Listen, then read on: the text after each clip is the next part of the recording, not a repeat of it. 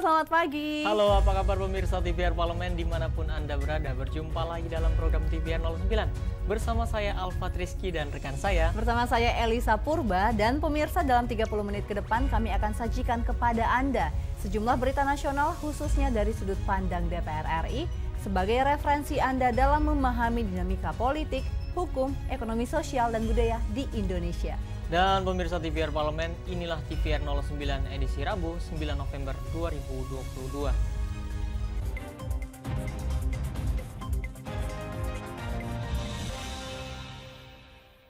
Pemirsa, berita pertama pada pagi hari ini datang dari Komisi 9 DPR RI yang meminta Menteri Kesehatan dan Badan POM untuk menindak tegas pihak yang terbukti melakukan pelanggaran produksi obat dan juga perusahaan farmasi yang nakal dan juga yang terbukti melanggar aturan. Tindakan tegas harus diambil mengingat banyaknya nyawa anak-anak yang melayang akibat terkena penyakit gagal ginjal akut. Komisi 9 meminta Menteri Kesehatan dan Badan Pengawas Obat dan Makanan untuk menindak tegas pihak yang terbukti melakukan pelanggaran produksi obat dan perusahaan farmasi nakal yang terbukti melanggar harus dipidanakan. Tindakan tegas itu diambil mengingat banyaknya nyawa anak-anak melayang akibat terkena penyakit gagal ginjal akut yang diduga akibat konsumsi obat batuk sirup yang mengandung cemaran etilen glikol dan dietilen glikol. Anggota Komisi 9 Weni Haryanto meminta BPOM untuk membuka perusahaan farmasi yang terbukti melanggar produksi obat. Siapa saja tiga perusahaan tersebut yang Ibu sebutkan tadi, siapa saja sebetulnya?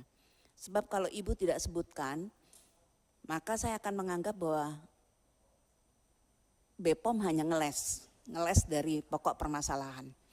Dan ini akan sangat berbahaya karena terus terang di masyarakat, kemarin itu sudah banyak sekali suara-suara yang mengatakan bahwa BPOM harus turun seperti itu. Bagaimana sih mekanisme dan fokus pengawasan pre-market dan post-market BPOM selama ini? Apakah bersifat aktif atau pasif, hanya menunggu laporan saja? Mohon penjelasannya itu, jangan hanya menunggu laporan saja. Dan juga bagaimana perbaikan sistem pengawasan atau quality control yang dilakukan BPOM selanjutnya, agar kasus semacam ini tidak pernah terjadi lagi di depannya seperti itu. Berkaca dari kasus ini, DPR meminta baik itu Menteri Kesehatan maupun BPOM untuk memperbaiki tata kelola perlindungan kesehatan kepada masyarakat. Andri, TVR Parlemen melaporkan.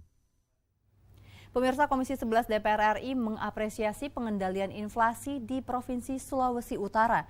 Kolaborasi antara pemerintah daerah dan pemangku kepentingan yang ada di provinsi ini dinilai baik, sehingga dapat menjaga level kenaikan harga barang di tengah masyarakat. Komisi 11 DPR RI mengapresiasi kinerja pemerintah daerah Provinsi Sulawesi Utara dalam mengendalikan inflasi di Sulawesi Utara.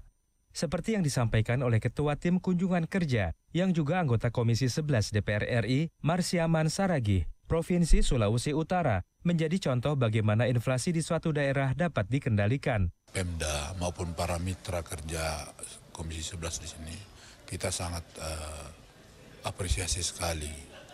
Karena kinerja mereka itu memang betul-betul kolaborasi di antara mereka itu, elaborasi di antara mereka itu sangat berjalan dengan baik.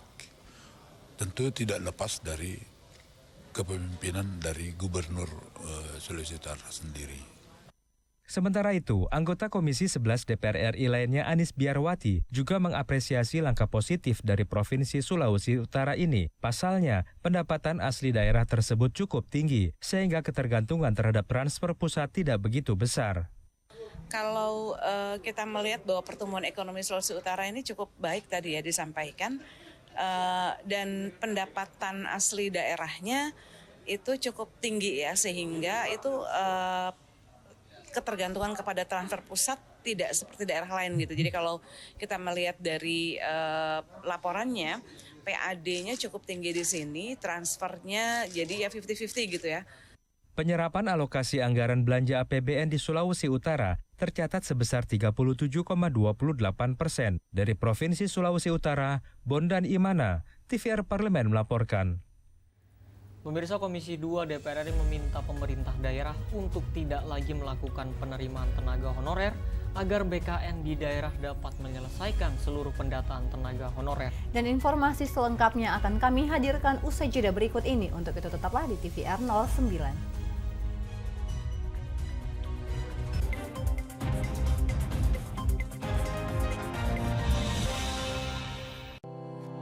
Tugas dan fungsi DPR RI sangat penting bagi negeri ini sebagai pengemban amanat rakyat. Namun tidak banyak yang tahu apa saja fungsi dan tugas dari DPR. DPR mempunyai 3 fungsi pokok, yaitu legislasi, anggaran, dan pengawasan. Ketiga fungsi tersebut harus dilaksanakan dalam kerangka fungsi representasi yang mengedepankan kepentingan rakyat berdasarkan aspirasi masyarakat dan untuk kesejahteraan rakyat.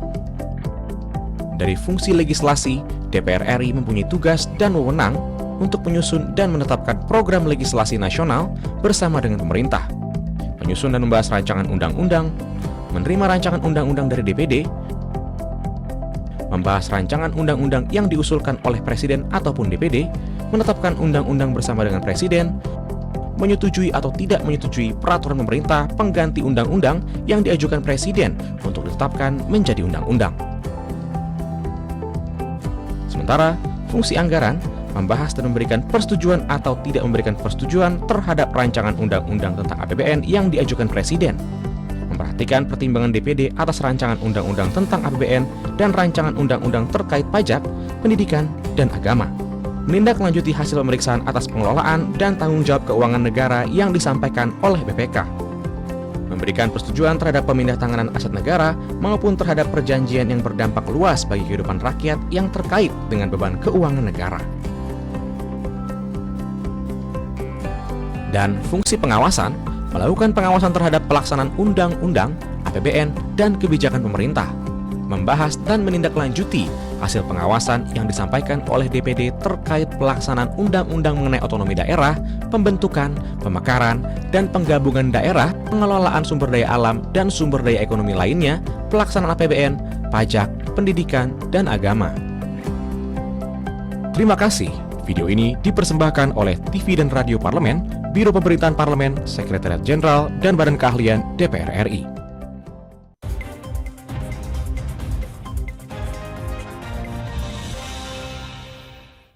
Terima kasih pemirsa, Anda masih setia menyaksikan TVR 09. Pemirsa, Komisi 2 DPR RI berharap masalah pendataan tenaga honorer dapat segera diselesaikan sebelum November 2023. Komisi 2 meminta pemerintah daerah untuk tidak lagi melakukan penerimaan tenaga honorer karena akan merusak penghitungan kebutuhan formasi ASN. Terkait persoalan tenaga honorer yang masih banyak ditemui di beberapa daerah, Komisi 2 DPR RI meminta pemerintah daerah untuk tidak lagi melakukan penerimaan tenaga honorer agar Badan Kepegawaian Negara di daerah dapat menyelesaikan seluruh pendataan tenaga honorer sebagai tindak lanjut dari berlakunya Peraturan Pemerintah Nomor 49 Tahun 2018 tentang Manajemen P3K. Hal tersebut dikatakan Wakil Ketua Komisi 2 DPR RI Samsur Rijal usai memimpin kunjungan kerja Komisi 2 DPR RI ke daerah istimewa Yogyakarta. Jumlahnya cukup banyak yang tidak tercatat oleh BKN secara nasional karena masing-masing kabupaten kota itu melakukan penerimaan terus bagi honor. Jadi bertambah terus. Sekarang masih ada 1 juta lebih. Ya walaupun sudah lulus di tes itu 1 juta juga lebih gitu ya. Tapi sisanya masih banyak juga, 1 juta lebih.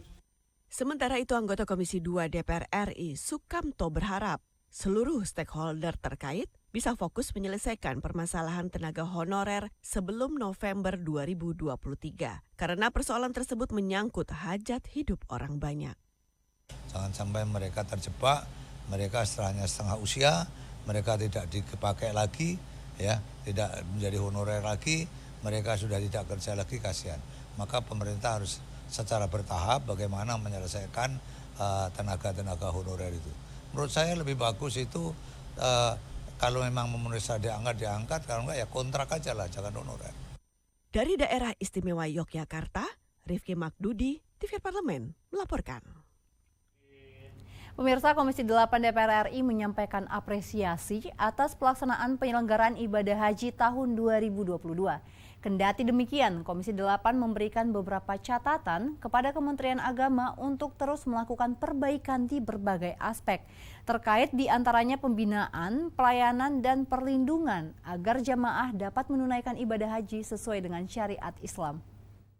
Komisi 8 DPR RI menyampaikan apresiasi atas pelaksanaan penyelenggaraan ibadah haji tahun lalu dan mendorong Menteri Agama RI untuk terus melakukan perbaikan dalam penyelenggaraan ibadah haji. Anggota Komisi 8 DPR RI Bukhari Yusuf memberi catatan, di antaranya pemerintah Indonesia harus cepat beradaptasi dengan sistem penyelenggaraan haji yang sangat dinamis di Arab Saudi. Hal tersebut cukup menyulitkan dalam melakukan negosiasi karena harus melewati birokrasi yang panjang. Selain itu, urutan antrian jemaah haji yang sangat panjang, bahkan ada yang sampai 60 tahun, harus segera dicari terobosan. Kepada kuota tahun kemarin menjadi 64 tahun. Ya. Tentu ini nggak kita harapkan, karena itu perlu ada satu terobosan-terobosan baru, agar kita bisa melayani jamaah haji ini sebaik mungkin, mulai dari kecepatan untuk mereka bisa menunaikan haji, maupun keterjangkauan harga. Nah, ini saya kira perlu satu pemikiran yang lebih bijak bagaimana agar di satu sisi jamaah juga lebih rasional dalam pembiayaan ini, namun juga tidak memberatkan karena minat jamaah haji ini luar biasa, tetapi di sisi lain juga jangan menciptakan suatu sistem yang nanti pada akhirnya ya semacam first travel begitu. Bukhari menambahkan, kenaikan biaya penyelenggaraan ibadah haji dari semula 70 juta menjadi 100 juta dinilai sangat memberatkan jika seluruhnya dibebankan kepada para jemaah. Oleh karena itu, perlu ada pemikiran yang lebih bijak agar biaya yang dikeluarkan jemaah lebih rasional karena minat jemaah haji di Indonesia sangat tinggi. Fitian dan Rian, TVR Parlemen melaporkan. Kita beralih ke informasi selanjutnya, pemirsa. Ketua DPR RI Puan Maharani mendapat anugerah gelar Doktor Honoris Causa di bidang ilmu politik dari Pukyong National University di Korea Selatan. Ia pun mendedikasikan penghargaan tersebut untuk kepemimpinan perempuan Indonesia. Ketua DPR RI Dr. Honoris Causa Puan Maharani kembali mendapat gelar kehormatan Dr. Honoris Causa yang kali ini diberikan oleh Pukyong National University Korea Selatan untuk bidang politik. Puan mendedikasikan gelar kehormatan ini untuk kepemimpinan perempuan Indonesia. Pemberian gelar kehormatan untuk Puan Maharani turut dihadiri Presiden Republik Indonesia kelima Megawati Soekarno Putri yang merupakan ibu dari Puan Maharani. Puan mengatakan gelar kehormatan dari Pukyong National University tidak hanya penghargaan bagi dirinya, namun juga bagi kepemimpinan perempuan di Indonesia, kontribusi DPR, pembangunan Indonesia, dan eratnya hubungan Indonesia-Korsel. Puan secara khusus berterima kasih kepada Rektor, Dewan Senat Guru Besar, dan segenap sivitas akademika Pukyong National University atas kepercayaan intelektual dan anugerah Dr. Honoris Causa untuknya. Tentu saja saya nantinya akan bisa bermanfaat bukan hanya bagi dunia pendidikan, bukan hanya untuk Universitas Pukyong, tapi bagaimana saya juga akan memperjuangkan dan bisa bermanfaat bagi hubungan antara kedua negara yaitu Indonesia dan Korea. Jadi ya ini adalah perjuangan bagi kaum perempuan bahwa kita bisa. Perempuan Indonesia harus saling dorong, saling bantu, saling menguatkan bahwa peluang yang ada di depan mata kita bagi perempuan-perempuan Indonesia bisa kita raih, bisa kita capai dengan kinerja dan tentu saja perjuangan. Pukyong National University memberikan gelar Dr. Honoris Causa kepada Puan Maharani karena Puan dianggap telah mendorong perempuan Indonesia untuk lebih berpartisipasi dalam tren global kesetaraan gender dan menunjukkan kepemimpinan baru di Asia. Dari Korea Selatan, Fajar dan Aang, TVR Parlemen melaporkan. Pemirsa, DPR RI mendesak adanya evaluasi besar terhadap Badan POM terkait kinerja dan tugas pengawasannya atau kasus gagal ginjal akut pada anak yang telah menelan ratusan korban jiwa. Dan informasi selengkapnya akan kami hadirkan usai jeda berikut ini. Untuk itu tetaplah di TVR 09.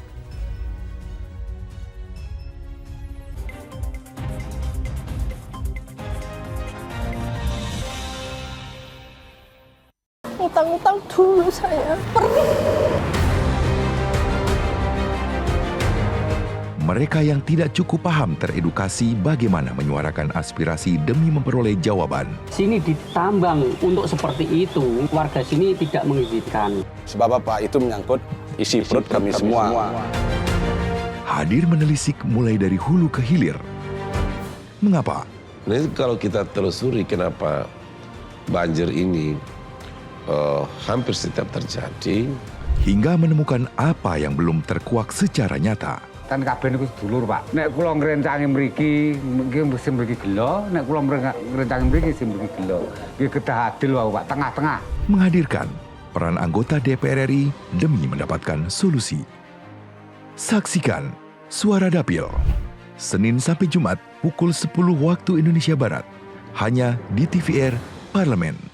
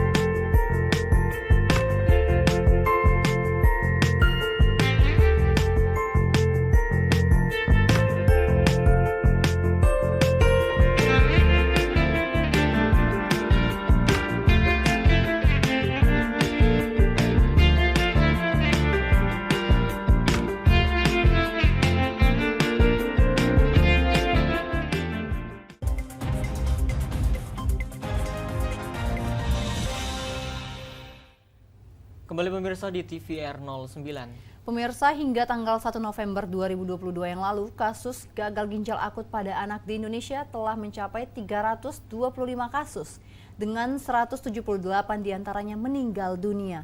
Untuk itu di sini Komisi 9 DPR RI mendesak pembentukan panja guna mendalami kasus gagal ginjal akut pada anak ini. Nah pemirsa, secara tegas Komisi 9 DPR RI mempertanyakan kinerja Badan POM dalam mengawasi bahan baku obat yang beredar. Komisi 9 juga mendesak Badan POM untuk memberi jawaban mengapa ada obat yang melebihi ambang batas aman yang lolos dari pengawasan. Dan selengkapnya mari kita simak laporan mendalam yang telah dihimpun oleh tim redaksi TVR Parlemen dalam segmen Editorial Parlemen berikut ini.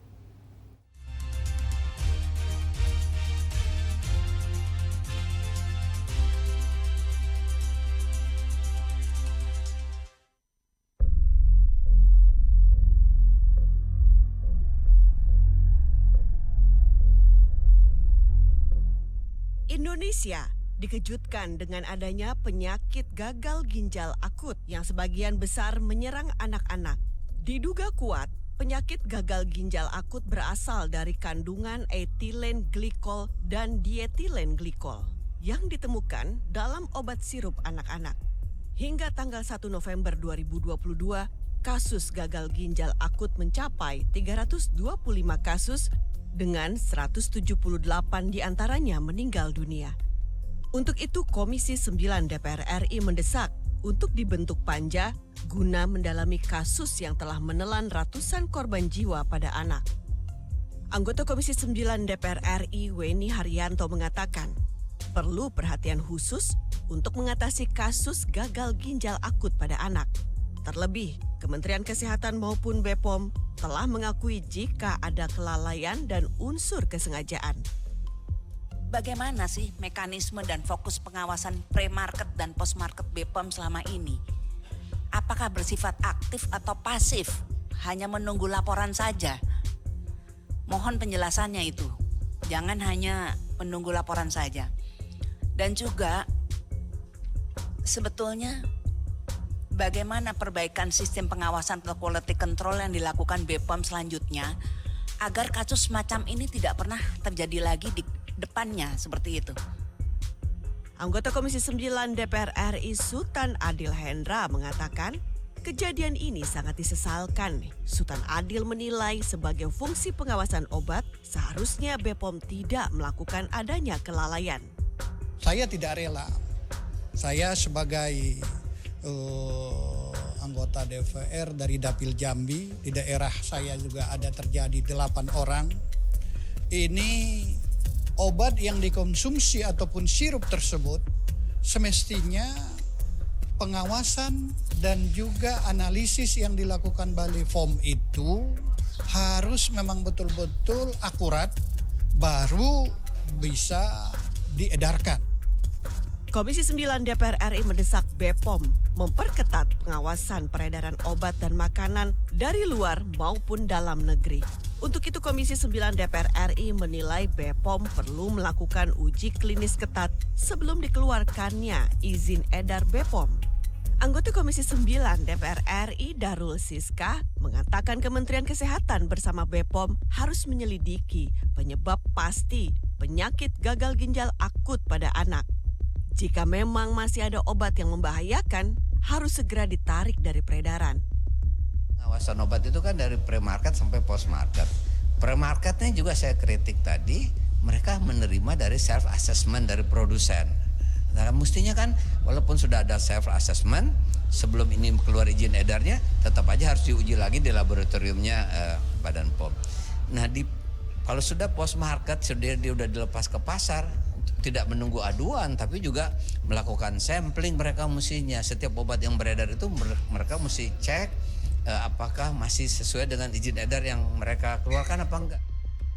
Secara tegas, Komisi 9 DPR RI mempertanyakan kinerja BPOM dalam mengawasi bahan baku obat yang beredar. Anggota Komisi 9 DPR RI, Neti Prasetyani, mempertanyakan kinerja BPOM dalam mengawasi peredaran obat, khususnya obat sirup di Indonesia. Dan kenapa kemudian muncul izin edar kalau kemudian ada cemaran yang melampaui ambang batas aman, ya?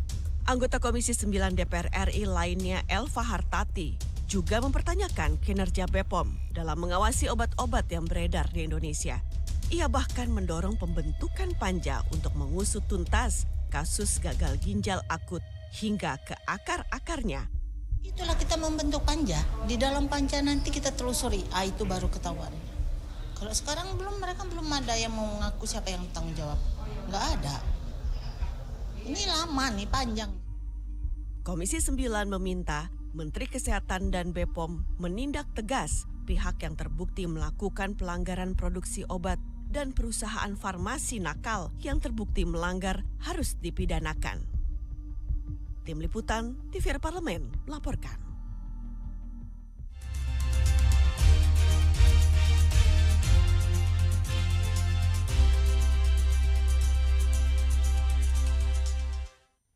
Baik, selanjutnya kami akan ajak pemirsa TVRI Parlemen untuk menikmati keindahan Pantai Lagoy di Pulau Bintang. Pantai indah ini terkenal memiliki pasir putih nan luas serta terjaga kebersihannya. Namun tunggu dulu nih Alfat dan juga pemirsa, informasinya akan kami hadirkan sesaat lagi. Untuk itu tetaplah bersama kami di TVRI 09.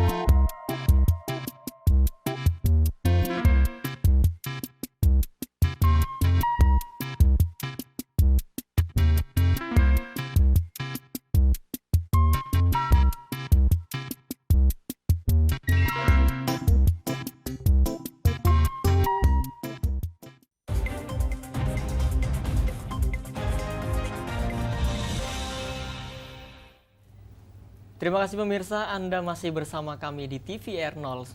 Nah, Alfat juga pemirsa, kita tahu bahwa waktu pandemi itu banyak lokasi wisata di Indonesia yang terpukul hebat karena turunnya jumlah wisatawan. Nah, namun saat ini pemirsa, pariwisata di Indonesia ini telah kembali bergeliat. Nah, salah satunya di Pulau Bintan. Nah, Elisa dan juga pemirsa, Pulau Bintan punya segudang tempat wisata yang bisa dikunjungi. Karena selain jajaran resort mewah, keindahan alam dan pantainya pun sungguh memikat. Dan berikut liputan lengkapnya mengenai Pantai Lagoy dalam segmen Intips, Informasi dan Tips berikut ini.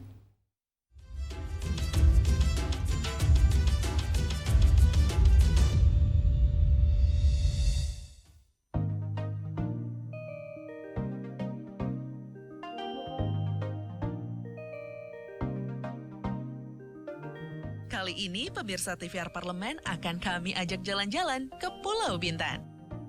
Sudah tidak perlu diragukan lagi, Bintan menjadi salah satu destinasi berlibur yang tak hanya dikunjungi oleh wisatawan lokal, tetapi juga pelancong dari berbagai belahan dunia.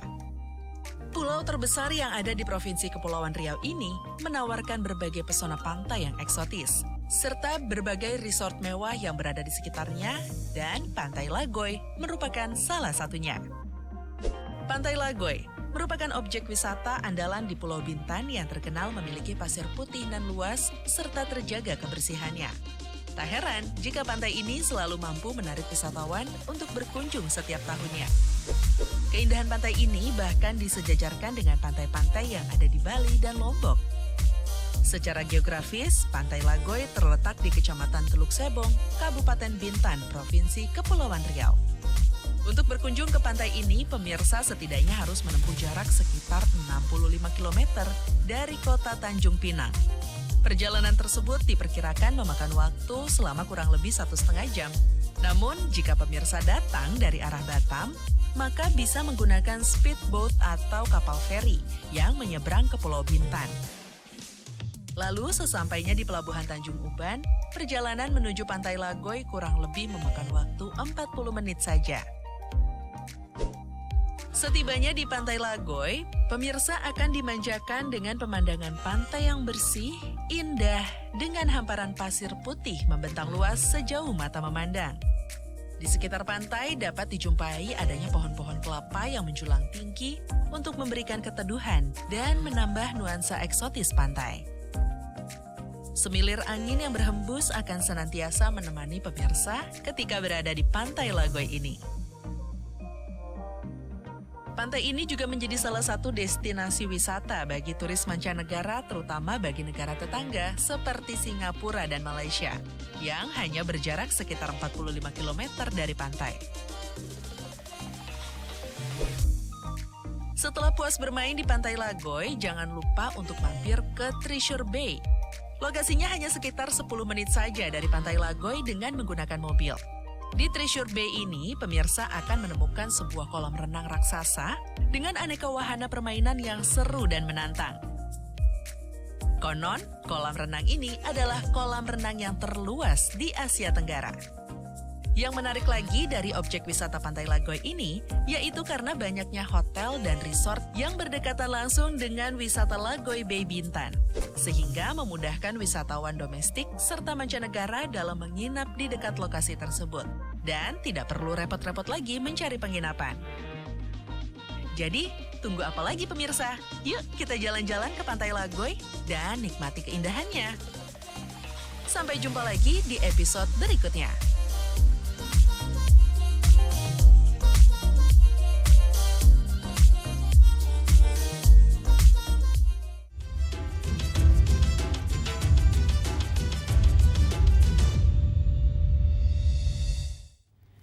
Baik pemirsa, di penghujung acara kami informasikan kepada Anda agenda DPR RI pada hari ini, Rabu 9 November 2022.